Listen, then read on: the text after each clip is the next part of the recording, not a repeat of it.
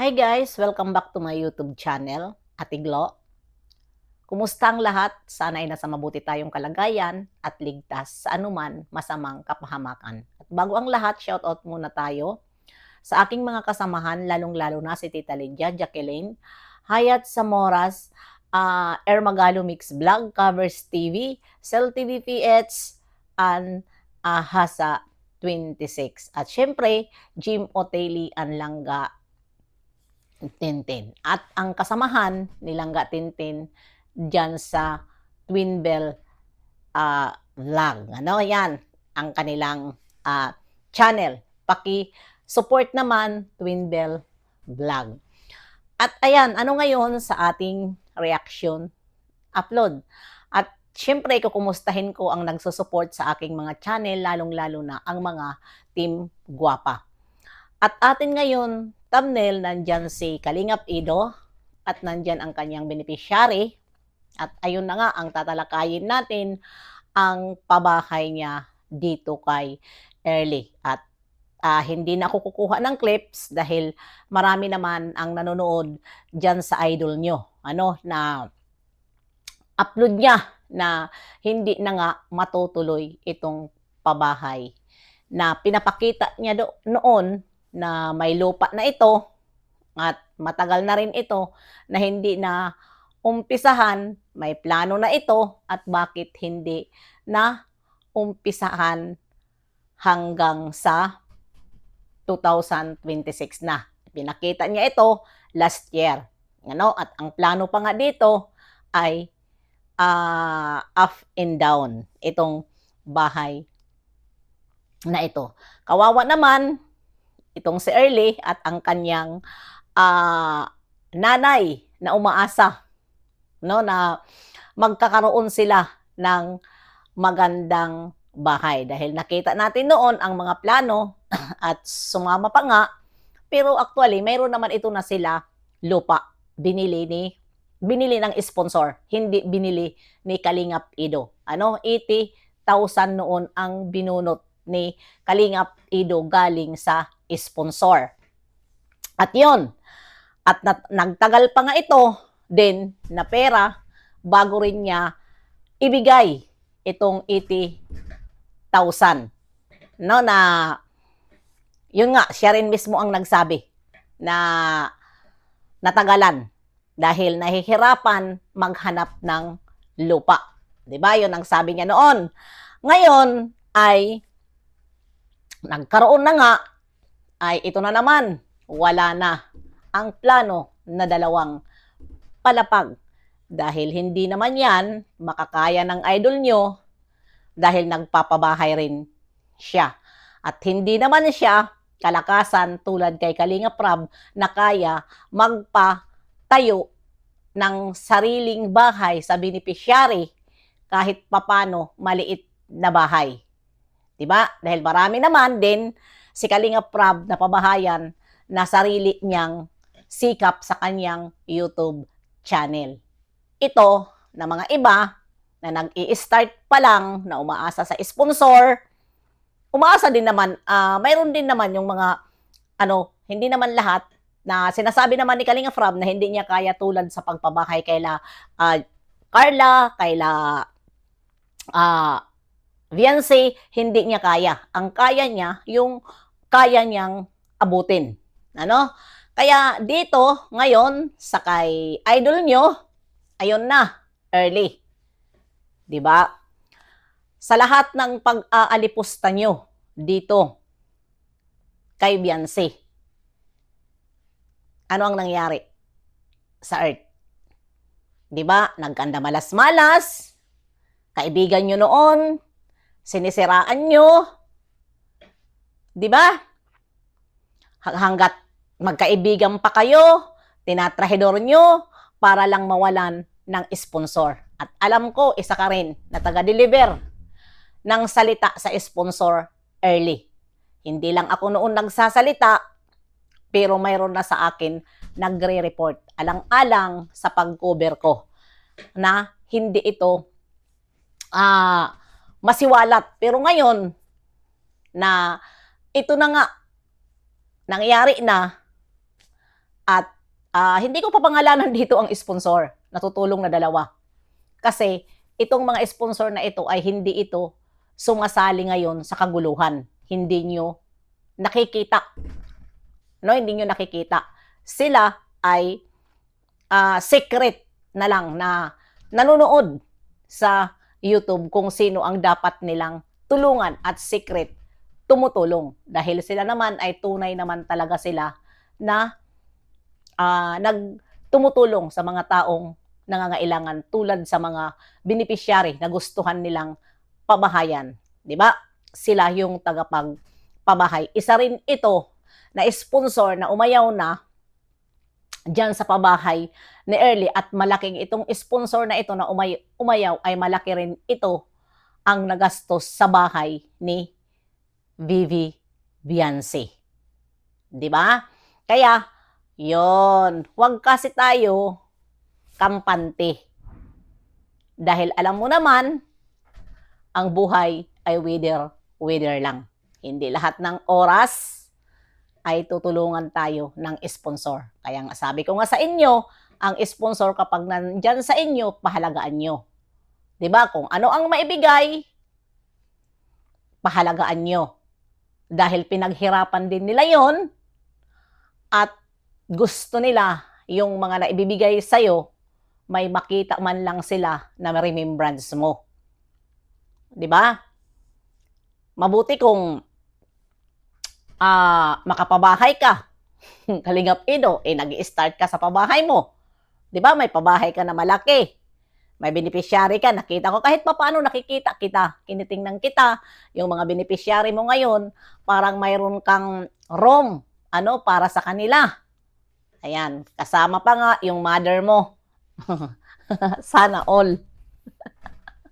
Maganda pala kapag nakikita natin na medyo na tayo, tagilid na, ay nagpapakitang gilas na ng mabuti. Pero ang ending ay alam na ng kalahatan. 'Di ba? Alam na ng kalahatan na ganun ang mga ugali. 'Di ba? Kaya sorry na lang dahil yun nga mismo ang idol nyo ang nagsabi diyan sa vlog niya na hindi na mapababahayan. Hindi niya talaga yan kaya. Di ba hindi niya yan kaya?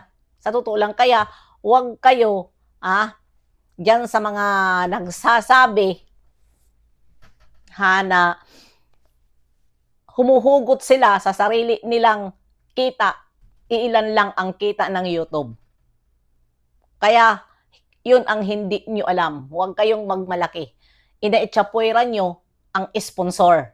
Na yun sila ang pinakamalaki ang tulong sa YouTube channel, lalong-lalo na dyan sa mga nagcha-charity na walang kayang ibigay sa mga nangangailangan kundi umaasa sa sponsor.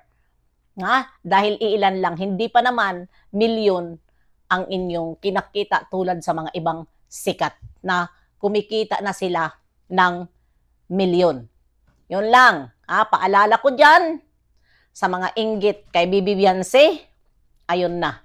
Isa-isa kayong, mahirap na lang magsalita, isa-isa kayong mamalasin. Ayoko magsalita ng karma. Dahil ang karma, isa-isa kayong mamalasin dahil wala namang ginawa sa'yo ang bata, tawagin na lang natin bata kasi wala pa naman siya 20. Wala namang ginawa at pinagkaisahan nyo, pati yung iilang angel, nilaglag nyo. Si Beyonce. Lalong-lalo na, dyan sa angel, na ex-angel, na sumali sa Velvet, ang daming pinagsasabi, at iba pa na mga angel sa mga interview. Parang si Carla lang yata. Ang hindi ko nalaman na nakisali. Pero ito si Julian, isa rin ito na nakisali. Na wala naman silang pinag-awayan. Noon pala ay mga inggit na itong mga beneficiary. At iilan dyan sa beneficiary din ni Kalingap Ido na mayroon din kaplastikan kay Beyonce. Diba? Dahil porket maganda ang pakikitungo ni Kalingap Ido sa sa kanila, binibigyan nila ng kahulugan, nagkakagusto sila. At ikaw, Early, isiper mo ang bibig mo dahil may alam ako sa'yo, binabalimbing mo rin si Kalingap Ido. Nung ikay sumasama pa kay Beyonce, marami ka rin sinasabi kay Kalingap Ido dyan sa mga angels ni Kalingap Ido. Kung ano ang pagtrato ni Kalingap Ido sa kanyang mga beneficiary. Isa ka, Early, na nagsusumbong kay Beyonce. Kung ano-ano ang sinusumbong mo sa paninira mo kay Ido. Kaya ngayon, ayan, isiper ang bibig dahil ang kamalasan nasa tabi-tabi lang. Hindi pa nga naumpisahan, lupa pa lang ang nabili ay nawalan kaagad ng sponsor. Di ba? Mahirap.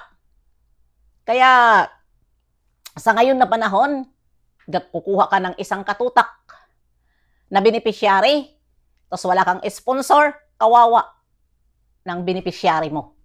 Kapag wala ka sa kanila, bigay na allowance dahil alam naman natin ang pagpaaral ay mahirap.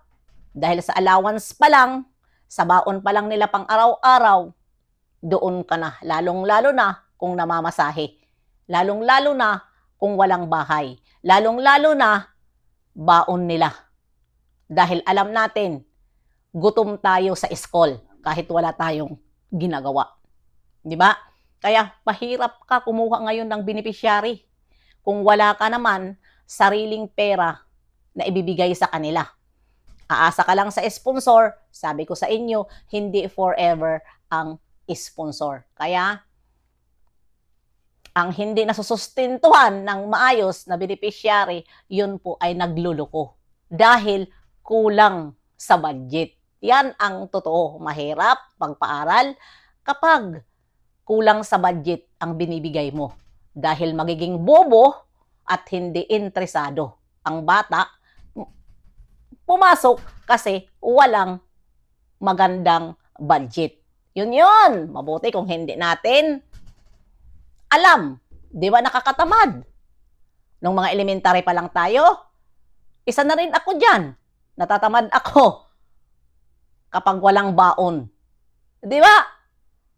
Natatamad ako pumasok sa school kapag walang baon kasi nakakagutom. Pero ang mga bata ngayon, ang mga batang interesado, na gusto ang kinabukasan, may kinabukasan sila, maka-eskwela lang, magkano lang ang baon ay mag-aaral na dahil iniisip nila ang kinabukasan, hindi ang baon. Iba-iba. 'Di ba? Kaya 'yon ang ngayon, ang kamalasan na dumating sa buhay mo, Early. Wala ka pang bahay. Ayun na. Umayaw na ang sponsor. Alam ko to Last year pa, alam ko na hindi matutuloy ang bahay ni Early. Ayan na nga. 'Di ba? In-announce na ng idol nyo na hindi matutuloy at wala siyang pera para siya ang magpaumpisa. Dahil mayroon siyang mga beneficiary at nagpapabahay. Kailangan din niya ang pera. 'Di ba? Nananawagan na nga na importante, priority ang beneficiary. Ay, naku po, huwag kumuha ng beneficiary kung ipapanawagan.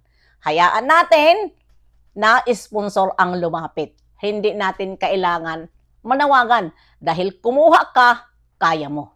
Dahil kung ibablog mo sila, may sponsor na lalapit sa'yo. Na yun, may beneficiary ka. Pero manawagan ka, nakakahiya. Di ba? Kaya hanggang dito na lang. See you next live and upload. God bless sa ating lahat. Mabuhay ang aking channel. At sa lahat ng mga nagsusupport sa aking channel. Maraming salamat. Please support sa aking second channel, Lola Glo. Sa lahat ng subscribe doon, maraming Salamat sa inyong lahat. Bye-bye!